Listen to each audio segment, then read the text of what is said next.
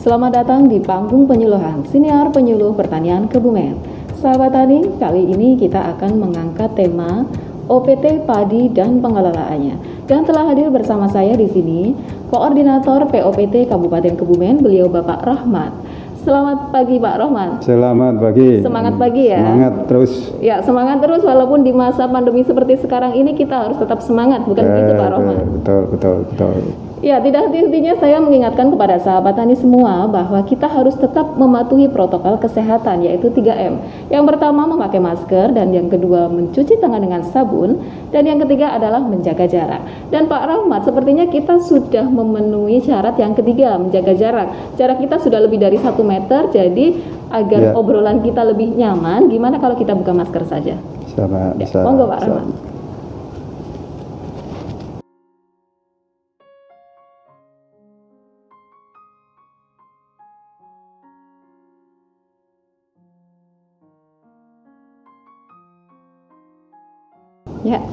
Ya sahabat tani, sebelum kita menanyakan tentang lebih jauh bagaimana pengelolaan OPT padi, kita tanyakan dulu nih, mungkin sahabat tani di manapun Anda berada, ada yang belum paham tentang apakah itu OPT. Nah, ini nanti bisa dijelaskan dulu sama Pak Rahmat. OPT itu apa sih? Kepanjangannya apa? Jadi OPT itu panjangannya adalah organisme pengganggu tumbuhan. Ya. Jadi kalau bahasa awam petani itu ya hama dan penyakit. Hama dan penyakit tumbuhan, tapi bahasa ilmiahnya adalah OPT gitu ya. Bahasa di perlindungannya biasanya kita pakai OPT. Karena cakupannya itu sebetulnya lebih luas, tidak hanya hama dan penyakit, tapi termasuk rumput pengganggu. Rumput pengganggu gulma gitu ya, itu termasuk ke dalam OPT. Iya, benar. Jadi OPT itu adalah organisme pengganggu tumbuhan, tumbuhan apa saja gitu ya. Tapi yang akan kita bahas spesifik Mbak itu. Jadi kalau di budidaya berarti masuk nanti OPT itu organisme pengganggu tanaman gitu. Jadi kalau tumbuhan kan semua tumbuhan yang ada. Nah, karena kita di bidang pertanian, kalau dispesifikkan menjadi tanaman. Gitu. Nah, yang akan kita bahas kali ini adalah OPT khusus di tanaman padi gitu ya. Ya Pak Rahmat, tadi kan disebutkan bahwa OPT itu kalau bahasanya sahabat tani kita adalah hama dan penyakit tumbuhan, hama dan penyakit tanaman gitu ya, secara umum. Sekarang saya tanya nih, perbedaannya antara hama dan penyakit itu apa? Gitu. Kalau hama itu biasa disebabkan oleh serangga atau hewan gitu. Hewan. Jadi semua jenis serangga atau hewan yang memakan atau mengganggu pertumbuhan tanaman dan merugikan secara ekonomis. Nah, itu disebut hama. Gitu. Jadi kalau yang penyakit itu ya patogen atau penyebab penyakit yang menyerang pada tanaman padi atau tanaman yang lain dan merugikan secara ekonomi juga. Jadi kalau belum merugikan secara ekonomi belum bisa disebut penyakit, hama atau penyakit tadi. Gitu. Nah, untuk hama tadi kan yang dalam bentuk apa tadi, hewan gitu ya, hewan atau serangga gitu kan. Nah, ini untuk penyakit bisa disebabkan oleh apa saja ini kalau untuk tanaman? Kalau penyakit itu ada 3 penyebab penyakit ada 3. Yang satu itu disebabkan oleh fungi atau jamur itu dapat. Yang kedua adalah bakteri, dan yang ketiga itu virus.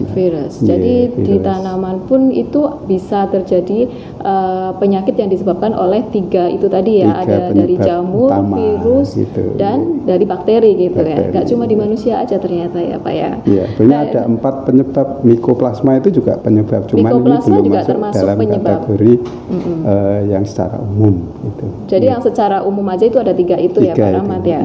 Nah, ini sebelumnya saya dari tadi ini belum menyapa Pak Rahmat secara itu ya. Pak Rahmat, kegiatan sehari-hari apa ini? Sebagai koordinator POPT. Ya, sebagai POPT biasa Mbak ini. Iya, dan sekarang posisinya sebagai koordinator gitu ya, satu Kabupaten Kebumen. Untuk Kabupaten Kebumen. Berarti wilayahnya satu Kabupaten Kebumen cukup luas ya Pak. Berarti kegiatannya itu sehari-harinya itu sibuk ya. gitu ya, mendampingi petani. Ya harus diatur itu. Harus pinter-pinter ngatur jadwalnya dan ini saya merupakan satu kebanggaan tersendiri karena beliau Bapak Rahmat berkenan hadir di dalam episode kali ini di panggung penyuluhan gitu, menyempatkan waktu gitu ya Pak ya. Ya itu. Sekali lagi saya ucapkan terima kasih loh Pak. Sama-sama. Dan kita lanjut sahabat tani. Tadi kan kita sudah dijelaskan bahwa ada yang namanya hama dan penyakit. Nah, hama dan penyakit itu kan pasti macam-macam macam-macam jenisnya beda-beda juga gitu. Dan menyerangnya juga dalam waktu yang tertentu gitu ya. Tidak selalu ada hama itu asal-asalan gitu ya. Dari kita contohkan di tanaman padi ya, kita bahas di tanaman padi. Dari usia padi itu kan dari tahapnya awalnya itu kan mulai dari persemaian gitu ya. Dan sebelum persemaian kan kita pengolahan tanah dulu. Ya, kalau di pengolahan tanah itu apakah sudah berpotensi adanya serangan hama dan penyakit dari pengolahannya? Jadi di dalam konsep budidaya, seluruh konsep budidaya tanaman itu di dalamnya ada kegiatan-kegiatan yang bersifat sebagai pengendali. Kalau zaman dahulu pengendalian gitu. Tapi istilah sekarang ini pakai yang lebih modern Mbak. Itu namanya pengelolaan. Jadi pengelolaan aslinya sama, itu pengendalian gitu ya. Dulu itu ada sejarahnya kalau boleh diceritakan deh metode istilah di dalam OPT itu dulu pertama itu ada namanya pemberantasan hama dulu pemberantasan hama dan penyakit gitu ya waktu itu. Tapi setelah dikaji oleh para pinter itu ternyata ini tidak ramah, artinya tidak menuntaskan suatu masalah di lapangan. Maka istilahnya atau diganti dengan metode pengendalian. Dianggap pengendalian inilah yang lebih tepat nantinya di dalam mengatasi hama dan penyakit tanaman. Ternyata perkembangannya juga pengendalian itu sendiri juga belum tuntas, artinya belum menyeluruh. Karena pengendalian itu kadang-kadang dimulai dari setelah ada hama dan penyakit. Padahal sebelum tanaman itu ada. Itu hama dan penyakit kan sudah ada di lapangan itu. Maka ini istilahnya itu menjadi pengelolaan hama dan penyakit atau pengelolaan OPT itu tadi. Gitu. Jadi kalau tadi yang pertama pemberantasan itu kan dari kata-katanya udah serem ya Pak ya. Pemberantasan, diberantas gitu. Padahal kejam. Padahal kita sebenarnya cuma mau mengendalikan satu walang saking misal gitu ya. Tapi bahasanya sudah pemberantasan gitu ya. Terus kemudian pengendalian ternyata belum mencakup ke semuanya. Pengendalian itu jadi dilakukan itu setelah adanya serangan hama dan penyakit. Padahal sebelumnya itu sudah ada hama dan penyakit di situ. Maka kemudian di kata-katanya atau kalimatnya itu lebih sempurnakan lagi menjadi pengelolaan. Pengelolaan itu kan udah keseluruhan gitu ya Pak ya. Keseluruhan dari kegiatan budidaya itu harus ada kegiatan pengelolaan OPT itu. Ya, dan mudah-mudahan nggak ganti lagi nih ya kalimatnya, kata-katanya ya. Nanti kalau ada para pinter lagi. Nanti ganti lagi gitu ya. Dan ini untuk kita ngomong-ngomong tentang pengelolaan OPT gitu. Pengelolaan OPT tanaman padi. Nah, ini konsepnya gimana ini? Pengelolaan itu bisa diceritakan nggak dari awalnya? Pengelolaan itu apa sih yang mencakup pengelolaan itu? Mbak Ninja. Jadi pengelolaan itu kalau di istilah kita ini sangat sederhana sebetulnya Mbak. Tapi sebetulnya arti dari pengelolaan itu sebetulnya sangat kompleks sekali. Karena kalau di dalam program pemerintah itu kan namanya IPC, itu, Integrated Pest.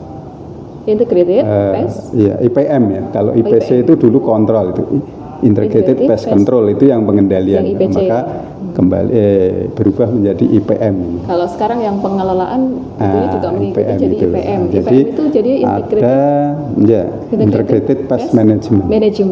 Jadi pengelolaan.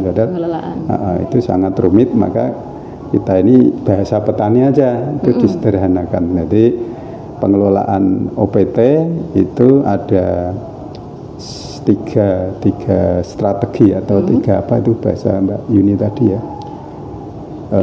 tiga strategi yang dilakukan. Tiga strategi. Yaitu yang satu itu yaitu strategi preventif atau pengelolaan preventif, Mbak. Preventif. Jadi sebelum preventif itu ada preventif. Ya. Preventif dulu. Preventif, nanti yang kedua dilanjutkan secara preventif.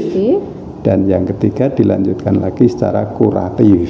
Gitu, ya, bisa dijelaskan satu-satu nggak? Ya, jadi preventif itu adalah kegiatan pengendalian sebelum ada tanaman ini. Sebelum ada tanaman. Nah, bahasa petani itu mencegah. Begitu, ya. Tapi ini bahasa sederhananya aja mencegah. Gitu. Jadi itu kegiatan pengendalian sebelum ada tanaman. Ya, kalau tanaman padi katakanlah ya. Itu sebelum ada tanaman padi kan tanah itu menjadi bero ya. Nah, di dalam tanah bero itu di situ kan juga ada OPT-nya. Ya, di OPT-nya pada tanaman inang alternatif, contohnya rumput. Nah, rumput itu tanah alternatif lah. Maka sebelum adanya budidaya dimulai, ini kegiatan pengendalian ini harus dimulai dari sana.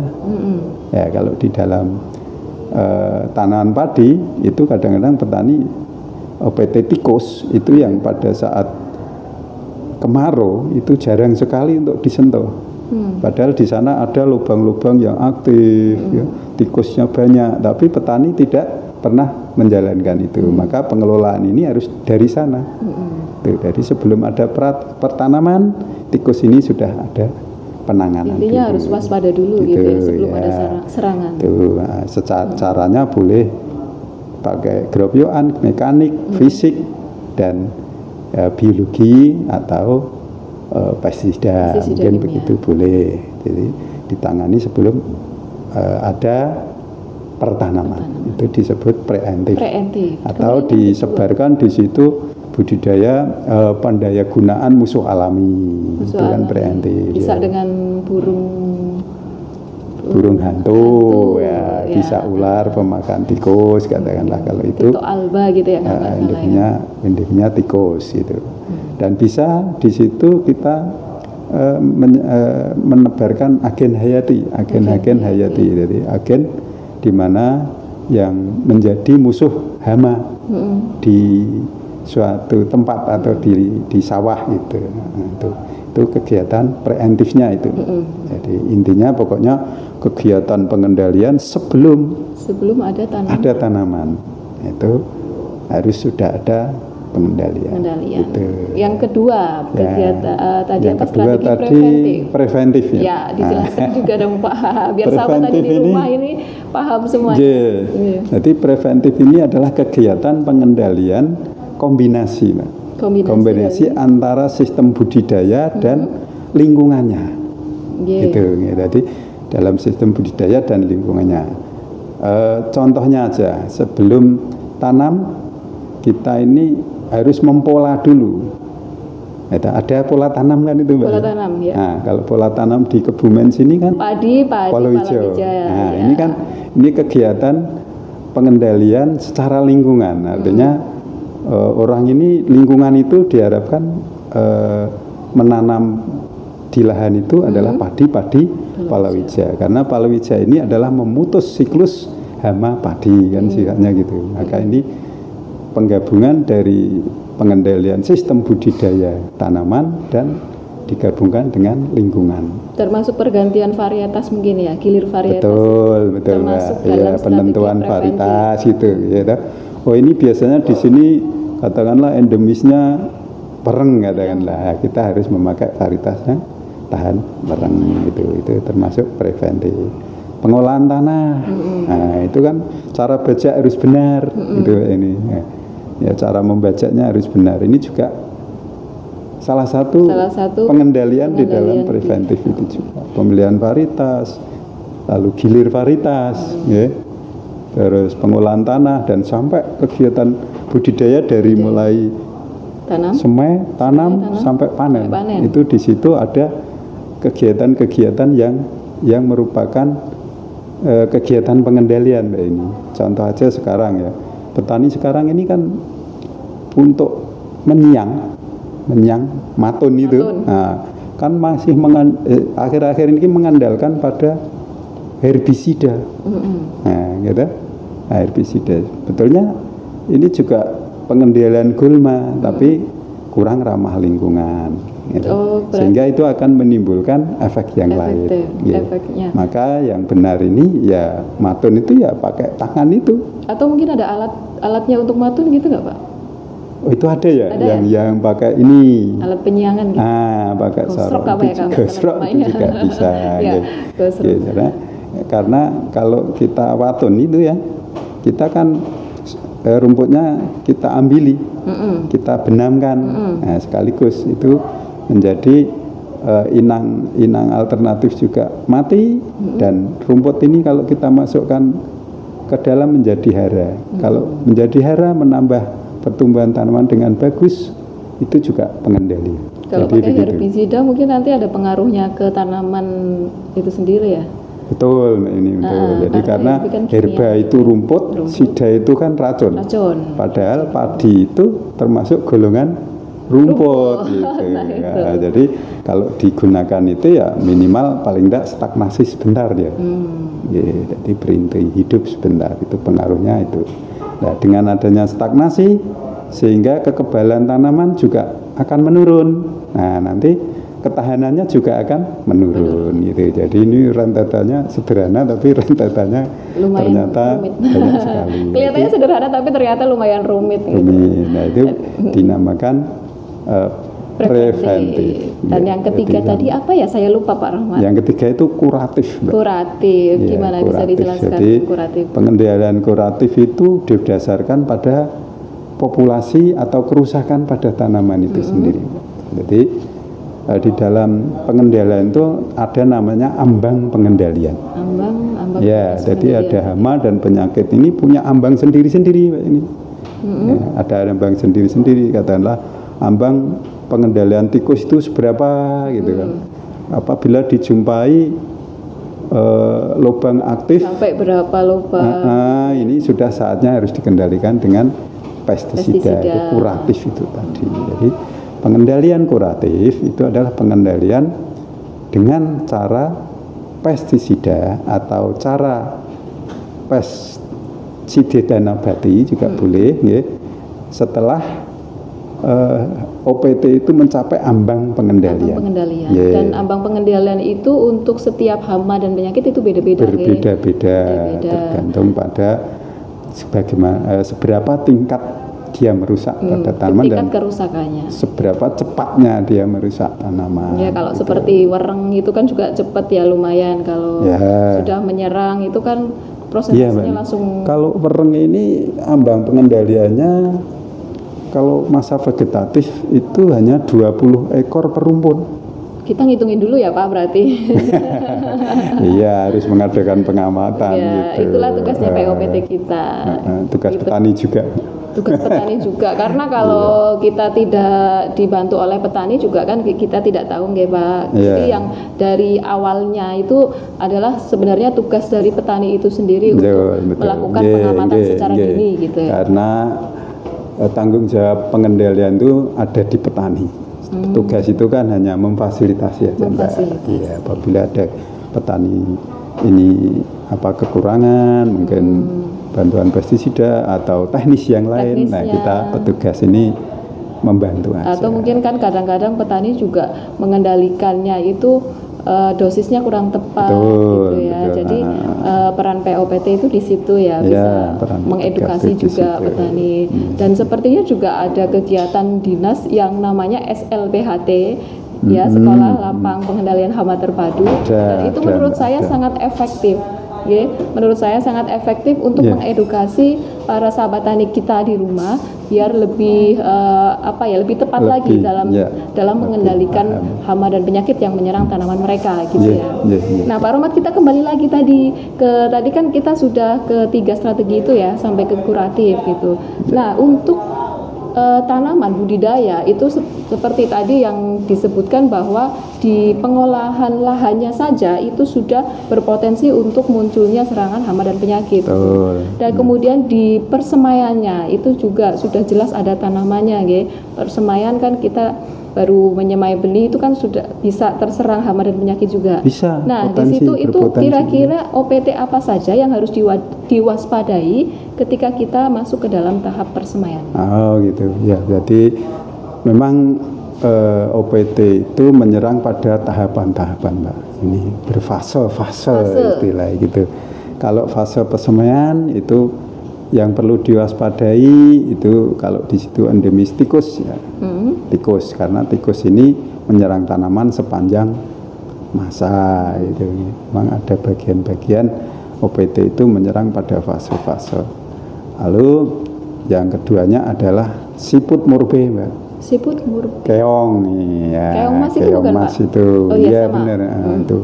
Itu kan namanya dulu siput murbe. Dan untuk lokalan kita ini namanya keong emas. Itu yang perlu diwaspadai juga. Lalu penggerek batang. Penggerek batang sudah masuk persemaian juga? Iya, biasanya penggerek batang itu G0-nya berada di persemaian. G0 itu artinya fase pertama dia itu berada di pertanaman itu di persemaian. Sama wereng batang coklat. Wereng pun sudah ada di persemaian biasanya. Nah, di sini inilah 4 OPT utama ini yang harus diwaspadai di dalam persemaian itu. Maka pengelolaan pada persemaian ini juga sudah harus dimulai juga gitu, kegiatan-kegiatan pengendalian. Yang paling penting adalah pengamatan mungkin ya Pak Rahmat ya. Itu utama, faktor utama, benar. Pengamatan yang benar tapi Mbak. Oh, yang benar. Bukan yang dari galengan itu. Masuk ya, tetap diginiin juga ya apa namanya. Jadi kalau di persemaian aja itu sudah masuk, sudah berpotensi adanya serangan hama dan penyakit. Nah, untuk fase berikutnya kita tanam setelah beberapa hari kita masuk ke fase pertumbuhan vegetatif gitu. Itu juga berpotensi juga nggih Pak. Nah, ini hama dan penyakit apa saja yang berpotensi atau yang perlu diwaspadai kita di fase pertumbuhan vegetatif? Ya, jadi kalau walaupun toh di persemaian itu sudah kita kelola dengan baik, OPT itu kan kita kelola itu, OPT itu kan tidak musnah semuanya ya Mbak. Tidak langsung enggak musnah kan. Kita hanya mengelola itu kegiatan itu hanya membatasi populasi supaya tidak merugikan gitu. Nah, setelah dipindah tanamkan, kesempatan hama dan penyakit atau OPT ini juga tambah besar karena apa? Dari persemaian yang sempit, lalu kita tanaman ke tanah yang lebih luas, berarti kesempatan OPT ini menambah ruangnya, Mbak. Untuk berkembang biak juga. Ya. Maka karena ruang bergeraknya juga tambah, maka dia juga potensi untuk pertumbuhan perkembangbiakannya juga bertambah juga, gitu. Maka ini biasanya yang pada taman vegetatif ini juga masih yang perlu diwaspadai adalah OPT-OPT yang berada di persemaian tadi, ya. Persemaian tadi yaitu keong, tikus, wereng coklat, lalu penggerek batang, dan ditambah satu ini hama putih dan hama putih palsu. Yang di masa vegetatif. Di masa vegetatif itu. Nah, setelah mungkin ini lebih efektif lagi kalau waktu pertumbuhan di fase vegetatif itu langsung dikendalikan gitu ya Pak. Kalau sudah merugikan gitu kan. Betul. Jadi langsung dikendalikan. Sebelum merugikan pun harus ada ini. Sudah. Seperti jarak tanam itu juga sistem pengendalian, Mbak. Jadi jarak tanam yang benar gitu. Terus ini cara tanam yang benar gitu nggih. Itu juga sistem sudah masuk kegiatan pengendalian. Arah sinar matahari itu. Nah, ini juga berarti sistem tanam Jajar Legowo itu termasuk dalam pengelolaan OPT padi begitu ya Pak ya. Terus kita ini memberikan aplikasi Agen Hayati dari awal itu juga sudah termasuk pengelolaan. Termasuk perlu di masa vegetatif tersebut. Berarti kita harus intens ya ini untuk jadi tidak main-main yang namanya tidak hanya setelah ada serangan kita baru mengendalikan, ternyata ada pengelolaannya dari awal sebelum ada tanaman. Jadi ternyata itu dalam kita menanam padi, membudidayakan padi itu tidak hanya menanam begitu saja, kemudian nanti mengambil hasilnya, tetapi di dalam proses budidaya itu ada serangan OPT yang harus kita kelola gitu ya.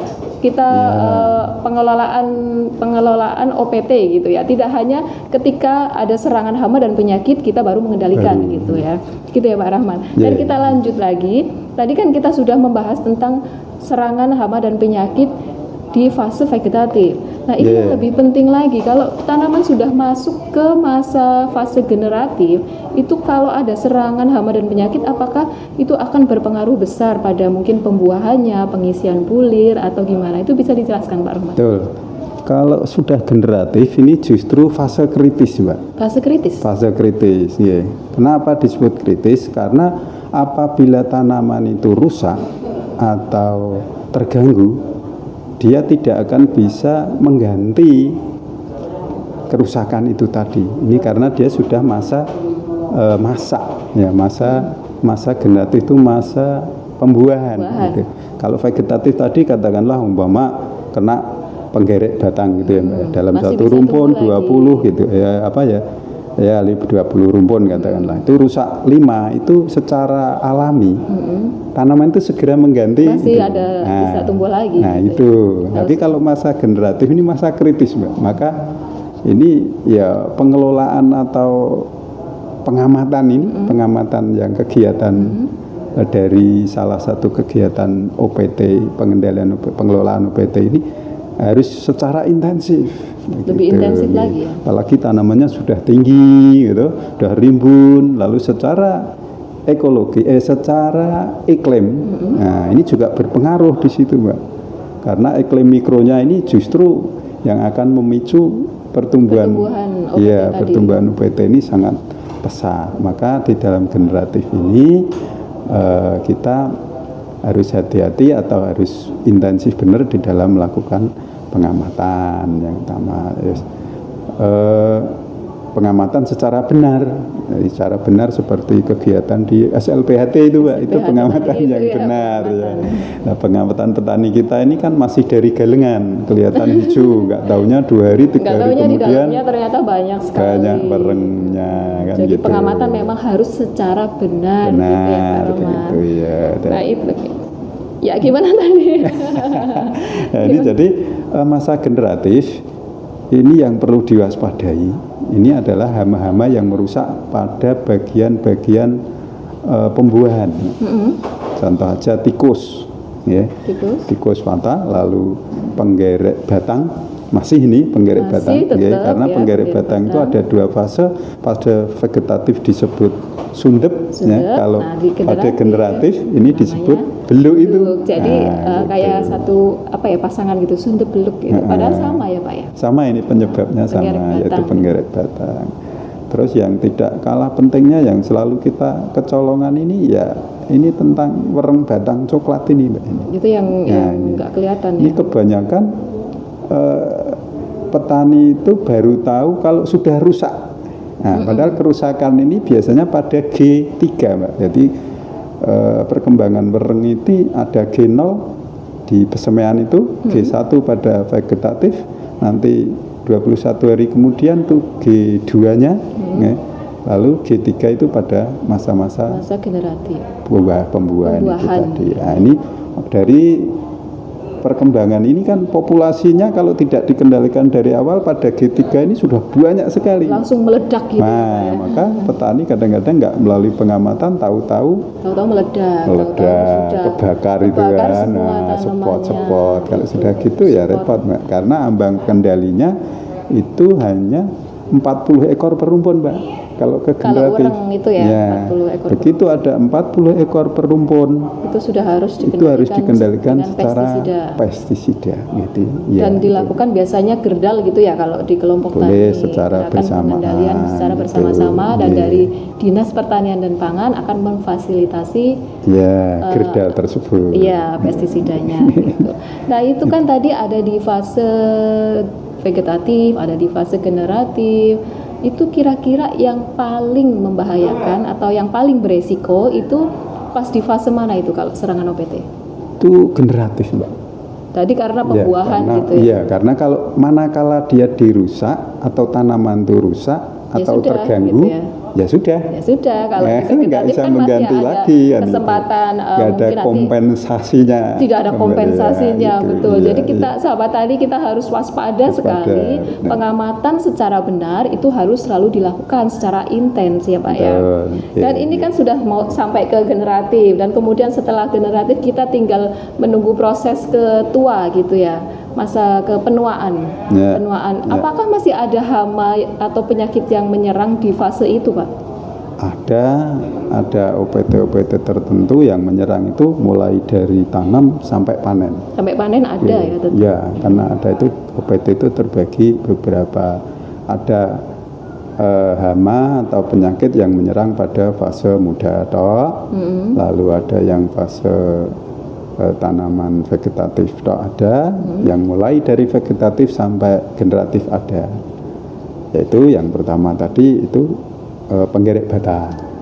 Penggerek batang itu menyerang dari pesemaian sampai pesemaian sudah ada ya. Generatif.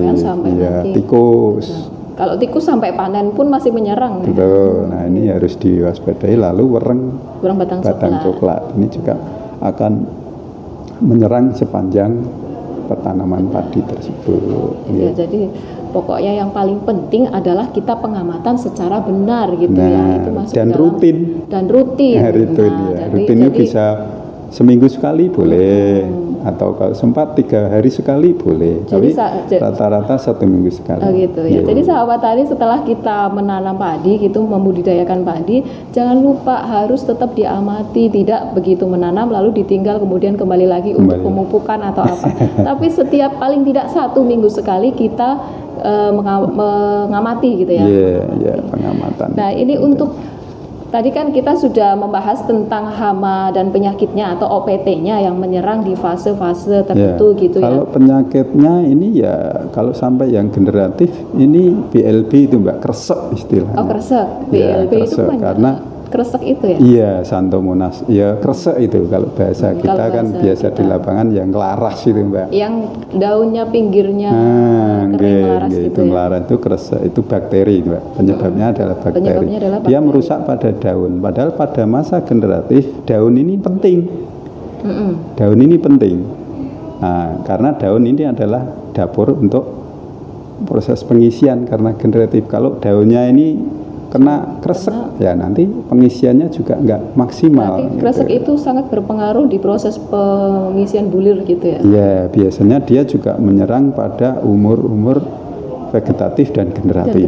Masa mungkin mau vegetatif mau ke generatif mungkin itu ya? Iya, biasanya. Dan itu nanti efeknya banyak. Kalau sudah terserang kresek itu bulirnya ini ya hampa nggak maksimal Mbak. Iya, karena daunnya rusak. Karena daunnya yang digunakan sebagai dapur untuk pengisian itu sudah rusak diserang penyakit oleh yang perlu diwaspadai. Penyakit kresek itu. Dan sekarang, dan satu lagi Mbak Yuni. Oh, masih ada lagi. Iya, ini yang sangat penting itu penyakit blas itu. Blas bercak daun. Bercak daun. Berarti daun lagi ini ya.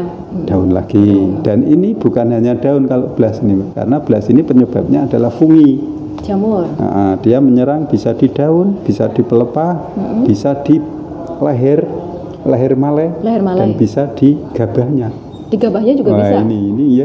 Maka ini sangat bahaya sekali kalau ada penyakit bercak coklat namanya. Bercak coklat itu. Jadi kalau menyerang pada male ini pada leher male, ini akhirnya ini hampa semua nanti. Warnanya putih itu. Lama-lama patah gitu ya.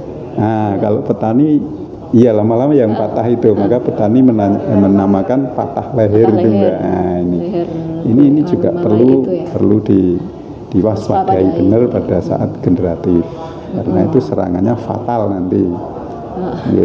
Ada lagi nggak Pak ini penyakit yang perlu diwaspadai? Tadi kan ada kresek dan yang kedua ada blast. Ada lagi nggak ini yang perlu diwaspadai? Yang di wilayah kita kebanyakan yang sering menyerang fatal pada masa generatif adalah kresek sama blast. Jadi bedakan antara kresek sama blast tadi ya. Kresek itu penyebabnya adalah bakteri, kalau blast itu penyebabnya adalah jamur. Dan ciri fisiknya juga beda ya Pak ya. Kalau walaupun sama-sama di daun, kalau kresek itu yang di pinggirnya ngelaras itu atau mengering gitu ya. Gejala awalnya menguning gitu ya Mbak. Dari awalnya menguning, lama-lama coklat gitu ya. Kalau blast itu kayak bercak-bercak di daun gitu ya, kayak spot-spot gitu ya Pak ya. Seperti belah ketupat itu Mbak. Itu di daun dan tidak hanya di daun tapi bisa di pelepahnya juga, bisa di batang malai juga, bahkan bisa di gabahnya. Gulirnya, iya. Ya, lebih sadis ternyata ya blast itu ya Pak ya. Nah, kita sekarang masuk ke pengendalian kan, kalau tadi dikatakan pengelolaan, berarti kan pengendalian itu masuk ke dalam pengelolaan itu ya, bagian daripada pengelolaan. Nah, pengendaliannya itu kalau di bahasa POPT gitu ya, itu pengendalian hama terpadu atau disebut dengan PHT gitu. Seperti tadi ada kegiatan SLPHT, Sekolah Lapang Pengendalian Hama Terpadu. Nah, prinsip-prinsip dasar dari PHT itu sendiri ada berapa Pak? Kalau PHT prinsip dasarnya ada 4. Ada 4 prinsip dasar PHT. Yang pertama itu adalah sistem budidaya tanaman sehat. Budidaya tanaman sehat. Yang kedua Pak? Termasuk dalam pengelolaan tadi yang saya utarakan di depan ini kan masuk di dalam budidaya tanaman sehat. Yang kedua ini adalah pelestarian dan pendaya gunaan musuh alami. Dan yang ketiga? Ketiga ini pengamatan tadi yang rutin itu Pak. Pengamatan secara benar tentunya. Periodik berkala itu tadi. Yang keempat itu diharapkan petani ahli PHT. Ahli PHT. Jadi sahabat tani pun harus bisa menjadi ahli. Benar. Harus identifikasi hama dan penyakit OPT harus bisa. Tugasnya petani itu ya Pak ya. Kita ajarkan ke petani yang itu. Itu prinsip dasar dari PHT. Ya, bisa dijelaskan satu-satu nggak Pak? Yang pertama tadi budidaya tanaman sehat. Tadi kan sudah disinggung di depan ya. Iya, sudah kami singgung di depan. Jadi budidaya tanaman sehat itu adalah upaya berbudidaya tanaman supaya tanaman itu sepanjang hidupnya itu menjadi sehat Mbak. Menjadi sehat. Jadi mulai dari kegiatannya maupun dari bahannya, materinya. Katakanlah memilih varietas yang bagus gitu kan. Nah, itu kan budidaya dari sana. Lalu cara merendam benih yang bagus katakanlah. Ini berbudidaya tanaman sehat. Contohkanlah kalau teman-teman PPL itu sudah menggencarkan tentang perendaman benih Mbak, pakai garam itu. Perambangan benih. Perambangan benih dengan garam. Ini budidaya tanaman sehat Mbak. Karena apa? Benih yang separuh, yang isinya hanya separuh atau biasanya dia kan terpapar penyakit blast tadi, kalau dengan garam ini dia akan naik gitu. Kalau enggak dia turun kan gitu. Jadi ini sudah termasuk berbudidaya tanaman sehat. Jadi kalau budidaya tanaman sehat itu kalau kita jelaskan panjang sekali ya, dan cara kita tanam tidak itu berapa episode ini cara daud ya Pak ya. Cara daud petani kita ini juga enggak sehat itu Mbak. Karena apa? Habis dijabuti ya sabet gitu ya. Itu ini kan itu sudah sakit itu kan. Kalau kita kayak manusia digituin juga sakit. Nah, dan akhirnya bagaimana juga rasanya tidak sehat gitu. di proses tanaman berikutnya. Itu belum ya, itu kegiatan yang belum menunjang berbudidaya tanaman sehat. Cara tanam yang baik gitu. Ibu-ibu itu kalau kedawan kan dirumpes itu ya. Nah, ini juga sakit dia. Karena masuknya patogen itu karena ada luka itu bisa. Lukanya. Jadi pokoknya yang termasuk pemupukan berimbang. Jadi kegiatan-kegiatan sampai panen pokoknya kalau dijelaskan nanti tidak cukup 3 episode kayaknya ya Pak ya. Lain kali kita kontraknya lama lain kali kita bisa undang lagi Pak Rohmat untuk khusus untuk budidaya tanaman sehat ya Pak ya, di lain kesempatan. Lanjut aja yang kedua sekalian ya Pak, ini pendaya gunaan dan pelestarian musuh alami. Ini mungkin ada sahabat tani yang kurang paham apa sih itu yang namanya musuh alami gitu Pak. Jadi musuh alami itu adalah musuh hama yang ada di alam. Itu mudahnya seperti itu.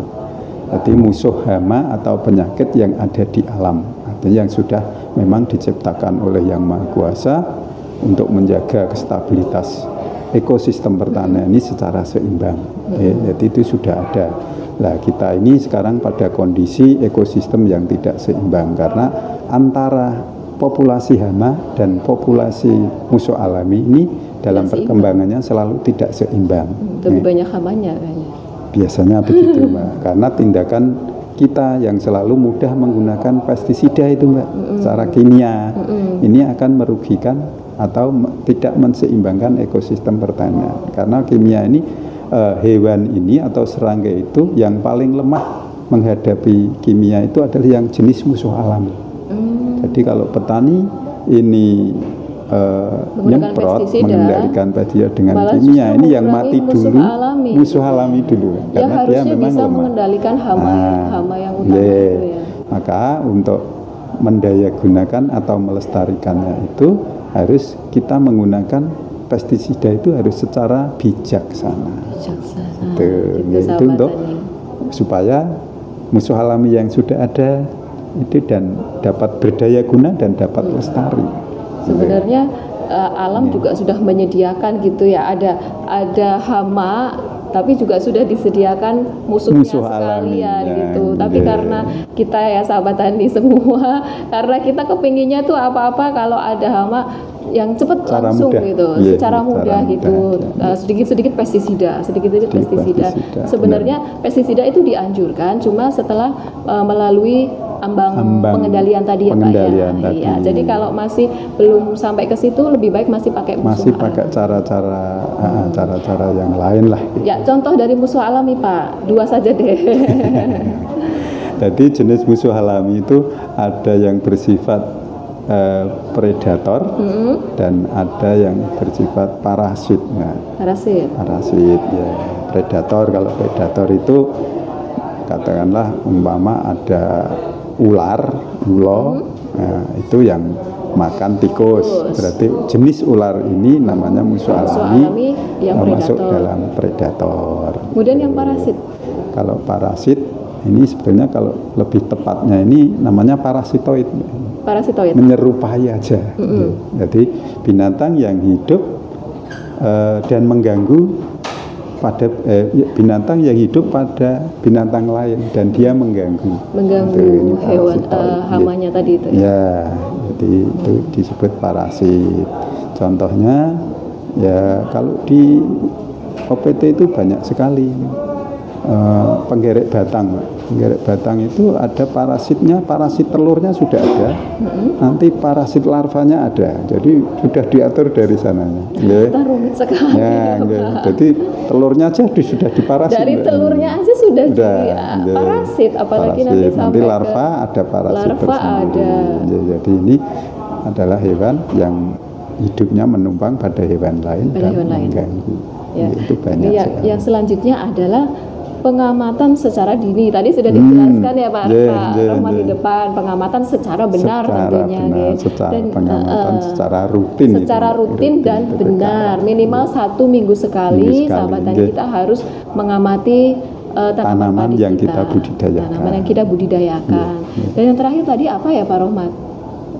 Petani ahli PHT. Nah ini sahabat tani. Jadi sahabat tani itu sekarang itu di masa di era seperti sekarang ini gitu, walaupun hanya maaf saja petani, tapi tetap harus menjadi ahli. Tema kita pada kali ini itu ahlinya sebagai ahli PHT gitu ya Pak ya. Itu gimana maksudnya Pak? Ya, yang diharapkan itu petani ini belajar tentang ekosistem dan bioekologi dari suatu OPT Mbak itu. Bioekologi dari suatu OPT, jadi bagaimana sih kehidupan suatu hama wereng itu katakanlah gitu namanya, itu bioekologinya seperti itu. Sehingga nanti kalau petani itu sudah dapat belajar seperti itu atau hafal seperti itu, sehingga nanti menentukan kesimpulan di dalam penanganan pengendaliannya ini tepat selalu, jadi tidak cepat secara efisien, jadi tidak keliru gitu, tidak keliru ya, karena kita masih banyak melihat petani ini juga belum tepat di dalam pengendalian, baik itu yang sistem mekanik, sistem biologi maupun sistem kimia.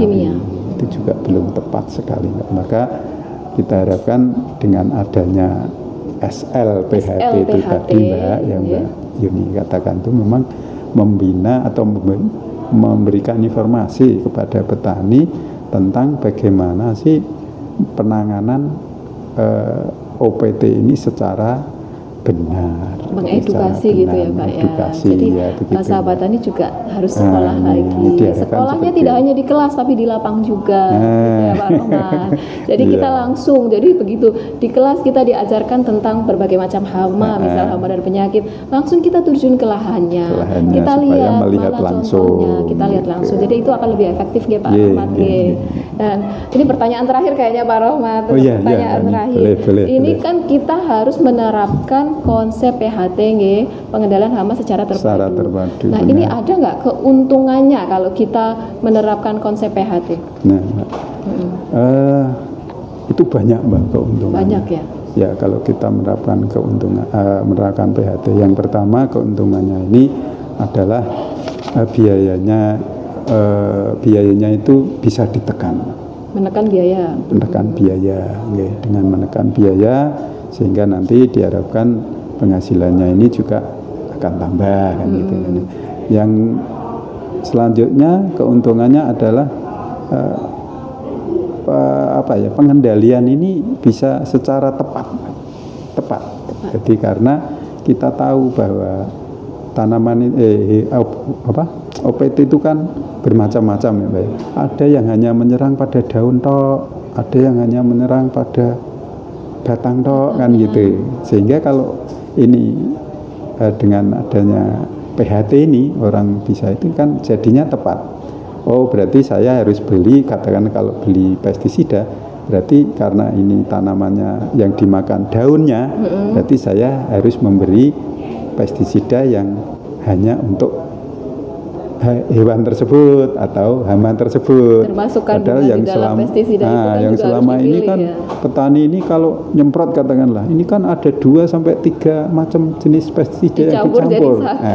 Karena memang belum tahu pengetahuan aja. Yang penting saya campur biar ketiga ini berjalan semua, nanti hasilnya jadi. Padahal ada beberapa mungkin bahan kimia yang ketika dicampurkan akan menjadi aktif atau reaktif gitu ya Pak ya. Nanti itu keuntungannya. Yang satu adalah menekan biaya, yang kedua penanganan menjadi pas tepat. Caranya menjadi efisien.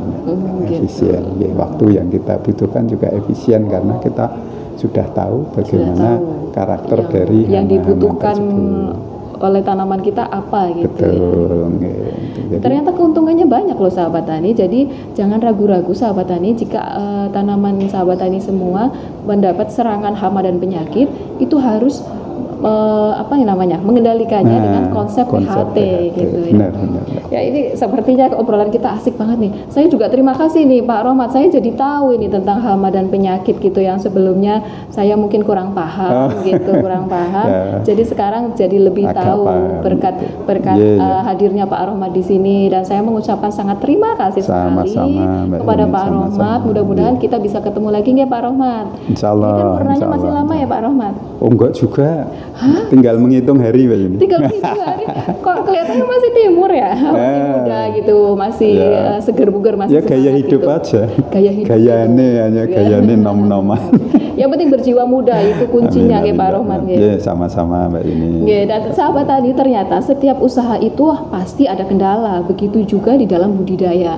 Serangan penyakit dan hama selalu datang untuk mengendala. Dan kita sebagai pelaku budidaya harusnya siap siaga dalam mengendalikan OPT yang ada demi mendapatkan hasil yang luar biasa. Petani Indonesia berjaya, sejahtera, dan bahagia. Penyuluh pertanian Kebumen aktif, kreatif, dan inovatif. Saya Yuni Miarsi, terima kasih dan sampai jumpa. Nggak Pak Rahmat? Ya. Maskernya bisa dipakai lagi Pak, monggo.